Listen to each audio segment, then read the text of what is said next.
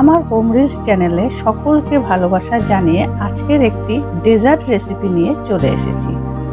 আমার মনে হয় সবচেয়ে সহজ ডেজার্ট রেসিপি। নরম তুলতুলে, দেখতে যেমন সুন্দর, খেতেও কিন্তু অসাধারণ। দেখেই মনে হচ্ছে কতটা লোভনীয় হয়েছে। এই পুডিংটা কিন্তু সাবুদানা ডেজার্ট বা ফালুদার সাথেও আমরা খেতে পারি। আজকে এই ডেজার্টটা যদি ডাইনিং টেবিলে সার্ভ করা হয় তাহলে কিন্তু টেবিলের সৌন্দর্য আরও দ্বিগুণ বেড়ে যাবে। Milk pudding dessert recipe. নিয়ে নিয়েছি একটি কাচের বাউল, দিয়ে দিয়েছি 1 tablespoon agar agar powder আর হাফ কাপ দুধ দিয়ে বেশ ভালো করে মিশিয়ে নিচ্ছি। তবে আগার আগার পাউডারটা কিন্তু বেশি দেওয়া যাবে না, বেশি দিলে পুডিং শক্ত হয়ে যাবে। এখানে আমি হাফ লিটার দুধ নিয়েছি, খুব ভালো করে জাল দিয়ে নিয়েছি। দুধ জাল দিয়ে একটু ঘন করে নিতে হবে। দুধ ঘন হয়ে যাওয়ার পর দিয়ে দিয়েছি হাফ বাটি চিনি। চিনি দেওয়ার পর বেশ ভালো করে জাল দিয়ে নিয়েছি, যাতে চিনির থেকে যে জলটা বেরোয় সেটাও যেন শুকিয়ে যায়। দিয়ে দিয়েছি হাফ স্পুন ভ্যানিলা এসেন্স। এখানে ভ্যানিলা এসেন্সের জায়গায় এলাচ গুঁড়ো দিতে পারো, খুব সুন্দর ফ্লেভার হয় তাতে। এবার দিয়ে দিচ্ছি গুলে রাখা আগার আগার পাউডার, যেটা দুধের সাথে মিশিয়ে রেখেছিলাম। আগার আগার পাউডারটা দুধের নিচে বসে যায়, সেই জন্য বেশ ভালো করে মিশিয়ে নিতে হবে। আর অল্প অল্প করে ঢেলে দিচ্ছি আর সাথে সাথেই নেড়ে দিচ্ছি, কারণ আগার আগার পাউডার কিন্তু জমাট বেঁধে যায়। এক হাতে দিতে হবে, আরেক হাতে নাড়তে হবে, না হলে কিন্তু জমাট বেঁধে দলা পাকিয়ে যাবে। দুধ বেশ ঘন হয়ে গেছে। এবার গ্যাসের ফ্লেম অফ করে দিচ্ছি।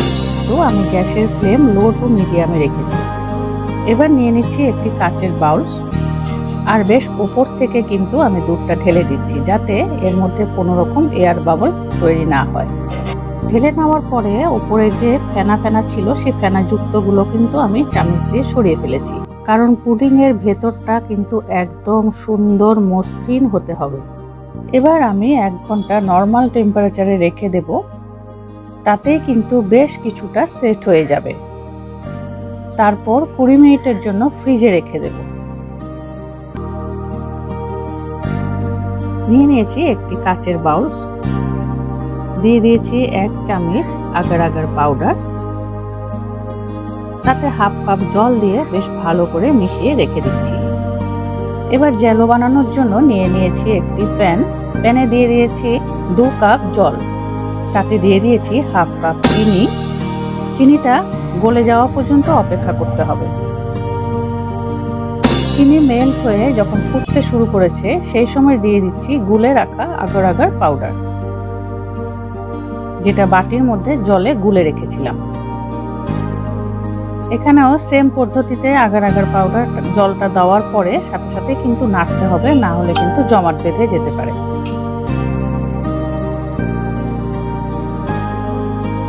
দিয়ে দিচ্ছি 1 স্পুন লেবুর রস। লেবুর রস দিলে এসেন্সটা কিন্তু খুব ভালো হয়।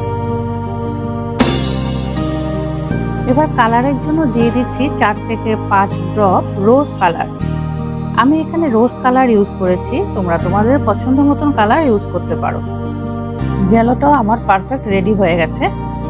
এবার ফ্রিজের থেকে নিয়ে এসেছি মিল্ক পুডিংটা। জেলোটা পারফেক্ট হয়েছে কিনা দেখার জন্য চামচের পেছন দিকে দেখো, এইভাবে টান দিলে বোঝা যাবে যে জেলোটা পারফেক্ট হয়ে গেছে। মিল্ক পুডিংটা কিন্তু খুব সুন্দরভাবে সেট হয়ে গেছে। যেহেতু আমি রাউন্ড শেপ বাউলসের মধ্যে দিয়েছি, সেই জন্য এদিক থেকে ওদিকে দেখো ঘুরিয়ে দেখিয়ে দিচ্ছি, খুব সুন্দরভাবে কিন্তু মুভমেন্ট হচ্ছে। এবার মিল্ক পুডিং এর উপরে একটি চামচ রেখে খুব আস্তে আস্তে করে জেলোটা ঢেলে দিচ্ছি। এই কাজটা কিন্তু গরম অবস্থাতেই করতে হবে। আর স্প্যাচুলা দিয়ে এইভাবে চারদিক থেকে অল্প উঠিয়ে দিয়েছি, তাতে রেড জেলোটা মিল্ক পুডিং এর ভেতরে আস্তে আস্তে করে ঢুকে যাবে। এই কাজটাও কিন্তু খুব সাবধানে করতে হবে, যাতে পুডিং কোনোভাবেই ভেঙে না যায়। এবার আমি সম্পূর্ণ বাউলসটা রেখে দিব 1 ঘন্টার জন্য নর্মাল টেম্পারেচারে। তারপরে 20 মিনিট ফ্রিজে রেখে দিচ্ছি। আবার দেখা হচ্ছে 20 মিনিট পর। 20 মিনিট পর নিয়ে এসেছি পুডিংটা। দেখো কি সুন্দর সেট হয়ে গেছে। আমি উপরে হাত দিয়ে দেখিয়ে দিচ্ছি। এবার একটি স্পুন দিয়ে চারদিকটা একটু ছাড়িয়ে দিচ্ছি, তাতে ডিমোল করতে খুব সুবিধা হবে। এবার একটি প্লেট দিয়ে উল্টে ডিমোল করে দেখাচ্ছি।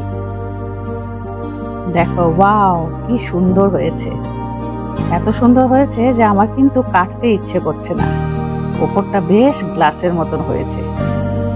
আমি দেখো হাতে নিয়ে এদিক ওদিক করে দেখাচ্ছি, কারণ বুঝতেই পারছো দেখে যে আমার কিন্তু একদমই কাটতে ইচ্ছে করছে না। কিন্তু কেটে না দেখালে বন্ধুরা বুঝবে কি করে ভেতরটা কেমন হয়েছে। চলো আমি এক পিস কেটে দেখাচ্ছি। ওয়াও, দেখো কি সুন্দর হয়েছে! ভেতরটা ধপধপে সাদা, ওপরটা হয়েছে লাল। আজ আমার খুব সহজ মিল পুডিং ডেজার্ট রেসিপিটা কেমন লেগেছে কমেন্টস করে জানাবে। আর যদি কোনো নতুন সদস্য আজকে আমার চ্যানেলে প্রথম এসেছো, ছোট্ট একটি লাইক দিয়ে সুন্দর ডেজার্ট রেসিপিটা ভালো লাগলে সাবস্ক্রাইব করে আমার পাশে থেকো। আবার দেখা হচ্ছে অন্য একটি রেসিপি ভিডিওর সাথে।